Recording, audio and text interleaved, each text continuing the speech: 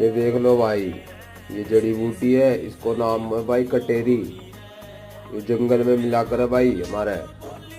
किसी भाई ने सर्दी हो जाओ, जुकाम हो जाओ, खांसी हो जाओ, बुखार हो जाओ, उस भाई को ये पिला सकते हैं। ये भाई बड़े बड़े बुजुर्ग तोहफा दे के गए हमारे को फ्री में ज्ञान का। किसी भाई की जान बच सकती है भाई इससे। अमृत है भाई ये, हमने इसमें इसको डाल के रखा है। इसका पाउडर बनाएंगे भाई, और इसको पानी में डाल के उबालना है। जब पानी आधा रह जाए तब पानी को पी लेना है। कड़वा लगे तो थोड़ा शहद मिला ले, जड़ी बूटी अमृत बन जाएगी भाई। सब भाइयों को राम राम, श्याम श्याम, धन्यवाद।